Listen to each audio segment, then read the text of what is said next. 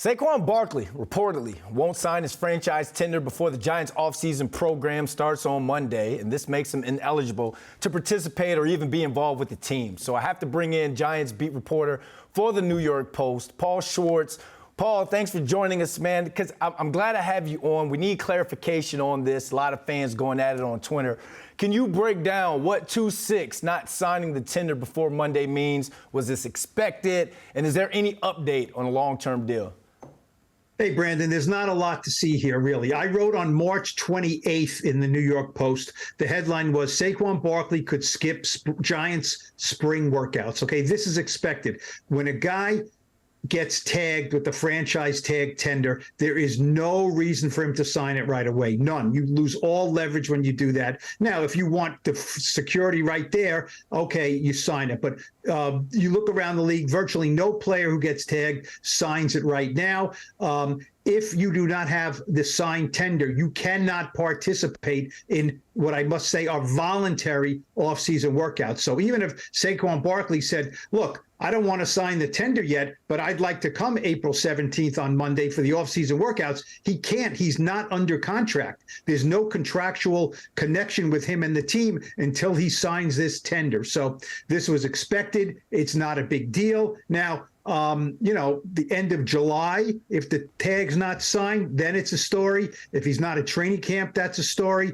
The most important thing to think of is Saquon Barkley showed where his heart is last week. He was in Arizona with Daniel Jones and a lot of his other Giants teammates throwing the ball around at a kind of an impromptu passing sessions. All right. So his heart is in the right place. His head says, I'm not signing it yet, so I won't be there next week. Not a big deal right now. All right, so you answered my second question on if Giants fans should be panicking. When should Giants fans be panicking? You kind of rehashed on that, but could you break that down a little bit more for us? Sure. I mean, Giants fans can remember that this happened with Jason Pierre-Paul, right? He was given the franchise tag. He didn't want it. He didn't sign it for a while. And then in the 4th of July, he had a terrible accident and, permanently injured his hand in a fireworks accident. And the Giants rescinded the tag and he lost all that money. Okay, now Saquon Barkley, assume, is not going to get into a situation like that. There is a risk of not signing the tag if he gets hurt, heaven forbid, between now and whenever he signs the tag. If he does sign it, then, the Giants are under no obligation to pay him because he does not have a contract. So as I said, they have until, I believe it's sometime in July to either sign the tag or else they move on. I think he'll sign it. There's no reason for him to sign it now, as I said, mainly because he still wants a long-term deal. Once he signs the tag, he has no leverage whatsoever. Until he signs it, he has at least some leverage, not great leverage, to wait and see. Maybe the Giants get a little antsy. Look, we want to bring him in good faith. Let's throw a little more money at Saquon. But right now, the Giants are pretty content to have Saquon play on the $10.1 million tag.